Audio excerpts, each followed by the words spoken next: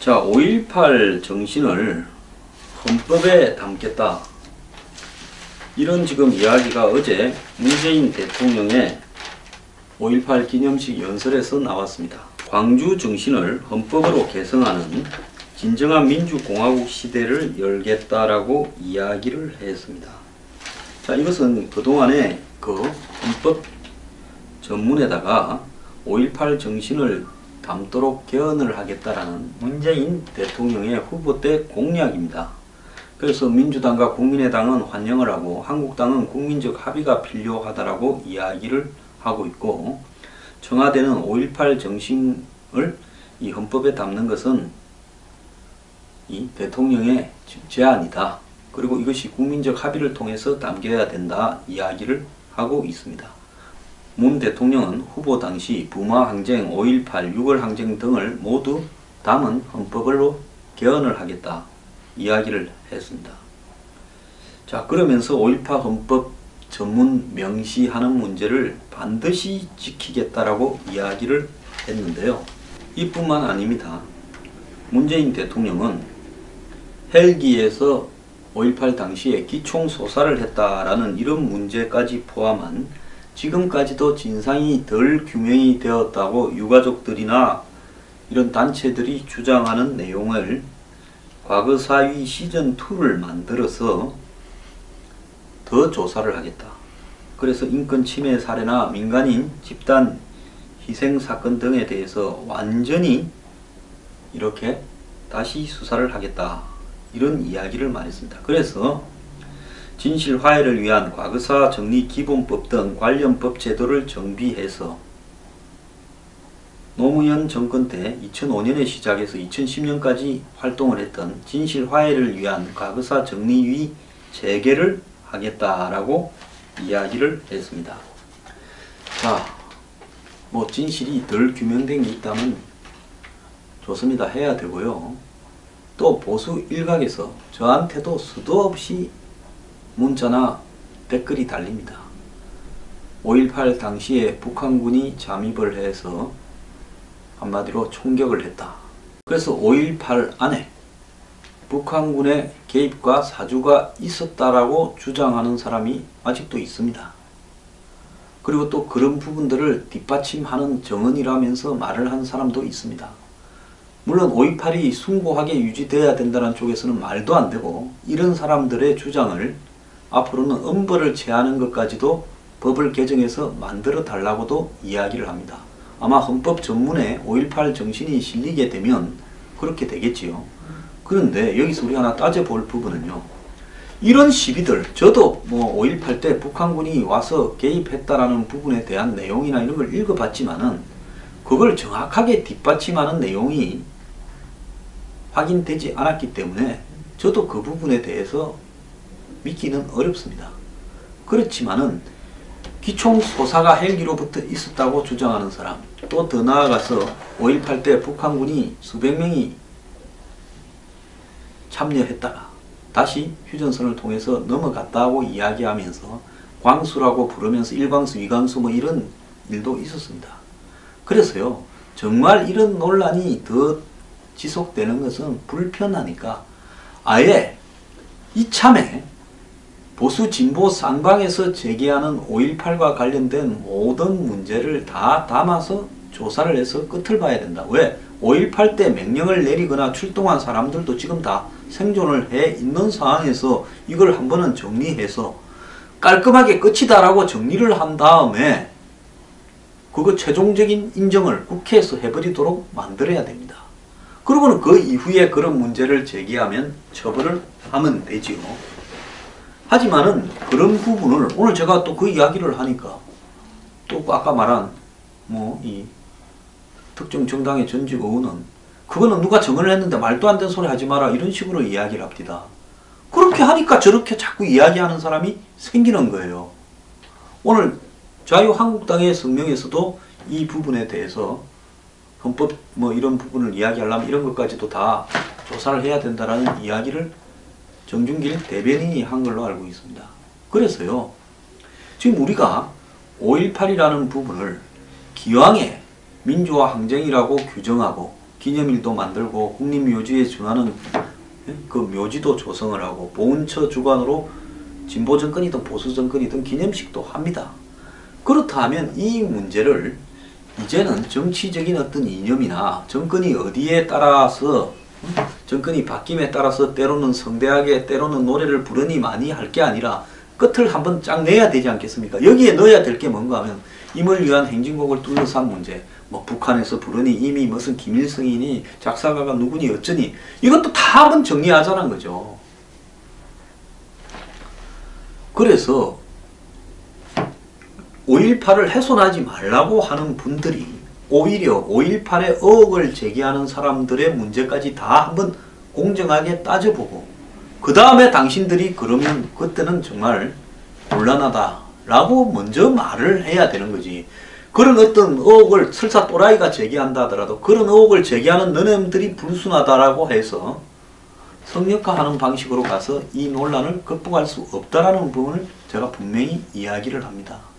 그래서 보수의 일각에서는 또 지역에 따라서는 나이에 따라서는 5.18 관련 논란을 매우 불쾌하거나 불편해하는 사람들이 있고 어제 대통령이 5.18 기념식에 가서 보인 모습을 많은 국민들은 박수를 쳤지만 여기에 대해서 또 불편하게 생각하는 사람들도 분명히 있다는 겁니다. 그러면 그 불편하는 사람들이 생각이 잘못됐구나 느끼게 하려면 이 부분을 명확하게 그들이 도대체 너희들이 왜 불편한데 불편한 거 다 내봐라 해서 그걸 여기에 담아서 다 정리를 해야지 자기들이 주장하고 싶은 부분만 조사를 하고 또 원인 규명을 하겠다고 하면 그것이 매듭이 안 되고요. 또 정권이 바뀌게 되면 문재인 정권이 만약에 잘못해서 또 정권이 보수로 넘어오면 또 이걸 다 깔아뭉개고 이런 식으로 언제까지 무슨 인민군이 한번 점령하고 국군이 한번 점령하는 것도 아니고 이 짓거리를 할 겁니까? 그래가 옛날에 지리산에 보면 낮에는 국군이 점령해 있다가 밤에는 빨치산이 내려오면 인공기와 태극기를 번갈아 걸던 지리산 산자락의 주민도 아니고요. 이건 곤란하지 않겠습니까? 그래서 그런 식으로 완전히 한번 매듭을 지어야 된다. 이 부분을요. 5.18의 정당성을 주장하고 그날이 숭고한 날로 헌법정문에 담겨야 된다라고 주장하는 사람들이 마음을 열고 이걸 그렇게 하자고 해서 5.18이면 뭔가가 불편하고 피해의식에 사로잡혀서 빼딱한 사람들한테 너네들이 왜 빼딱한지 왜 불편한지를 다 한번 적어내봐라. 전부 조사 한번 같이 공정하게 하자. 해야 정리되는 것 아니냐는 겁니다. 자, 그런데 문재인 대통령이 주장하는 헌법 개정은요. 우리나라의 지금 헌법이 문제가 좀 있습니다. 정치 구조를 바꾸자라고 주장하는 사람들이 우리나라에 많잖아요. 개헌하자고 이원집정부제로 즉 현재 대통령 중심제를 대통령과 총리가 나누어져서 대통령은 국방 외교만 맡고 총리가 장관을 임명하고 국회에서 다 장관을 맡고 하는 이원집정부제로 가자.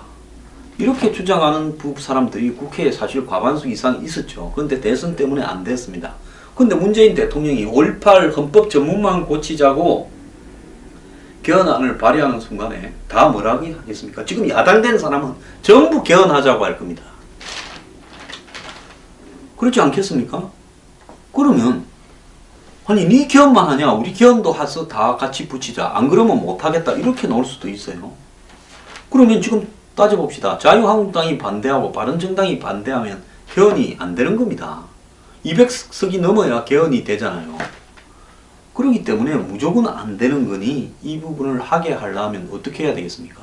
헌법정문에 이것도 담고 대신에 지금 이 정치 구조에 대한 변화를 갖다가 담은 개헌까지도 같이 다 담아야 될 거고 또 헌법 정신에 5.18뿐만 아니라 시대가 87년에 만드는 거기 때문에 지금까지 많이 바뀐 부분이 있어서 경제적인 어떤 민주화나 복지를 강조하는 조항을 담아야 된다. 이런저런 이야기들이 많습니다. 싹 다 들어올 겁니다. 그렇기 때문에 일단 손을 대기 시작하면 뭐만 넣는 원포인트 개헌은 절대 안 될 겁니다. 과거 노무현 전 대통령 임기 말에 퇴임 이후가 걱정이 되니까 4년 중임제로 원포인트 개헌하자고 하면서 연정을 제안하고 박 대통령을 당시 대표였죠. 한나라당 그 제안을 했지만 거절당하지 않았습니까? 그래서 원포인트 개헌은 안 되는 겁니다. 그래서 이거를 끄집어내어서 또 개헌 논란으로 번지게 되면 문재인 정권이 더 머리가 아파질 거기 때문에 이것은 어제 5.18 기념식에서 등장한 거고 이후에는 또 좀 쑥 들어가 있다가 차츰차츰 개헌을 시도하겠다라고 갈 가능성이 많다고 보고 있습니다. 뭐 알고 그랬는지 뭐 또 청와대가 불감청이나 고소원이라고 생각해서 그랬는지 여당이 된 민주당에서 사드 배치 재검토 배치 철회 주장이 계속 나오니까 청와대가 당황을 해서 진화에 나섰습니다. 청와대 관계자는 이런 얘기가 나올 단계가 아니다. 지금 미국을 이해시키기도 힘들어서 최선을 다하고 있는데 이런 이야기가 돌아다니면 미국이 어떻게 하겠느냐 이렇게 지금 불을 끄고 있습니다. 그런데 이 말이 나오게 된 것은 문재인 대통령이 대선 후보 시절 사드 재검토 공론화를 공략해서 지금 이런 이야기가 나오게 되는 건데요. 그래서 문 대통령은 그런 절차가 필요함을 얘기했고 그 절차를 밟아야 된다고 생각하고 있으나 상대에게 그것을 이해시키는 과정이 필요하고 지금은 변화된 상황을 이해시키고 절차적 정당성을 확보하는 과정에 있다. 그래서 사드 문제는 국회 비준이나 동의를 해야 하는 부분이니까 시간이 걸린다며 정상회담까지는 그냥 이렇게 끌고 갈 거다.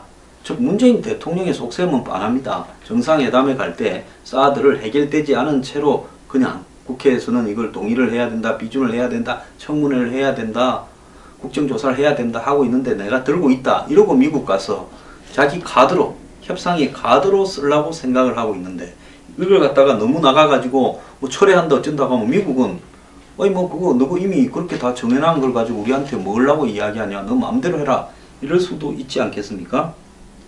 그래서 한미 정상회담을 앞두고 사드 문제에 대해 어떤 입장을 취하는 것은 회담에 불리한 요소다 이렇게 말한 걸로 봐서는 현재처럼 여당에서는 또 이 국회 다수는 이 문제를 표결에 붙여야 된다고 말을 하는데 우리가 억지로 눌러놓고 있다 이런 수준에서 회담에 갖고 가는 것이 제일 좋다는 거겠죠. 어떤 한쪽 입장을 취하면 미국에서 불평을 받을 수 있으니 외교적이고 전략적인 수사가 중요하다라고 이야기를 했습니다. 자, 그런데 민주당의 원식 대표나 이런 사람 입이 통제가 잘 안 되죠. 그래서 사드 뭐 빼니 어떠니 이런 이야기까지도 나온 거 아니겠습니까? 자, 청와대가 이러니까 또 하루 만에 신중히 대처하겠다라고 입장이 바뀌었는데요. 제가 장담컨대 사드를 갖고 미국 협상의 지렛대로 쓰려고 해봤자 잘 안 될 거고 미국도 이런 속셈을 다 알고 있다고 되기 때문에 상대가 속셈을 다 아는 거 결론까지도 아는데 그게 협상이 되겠습니까?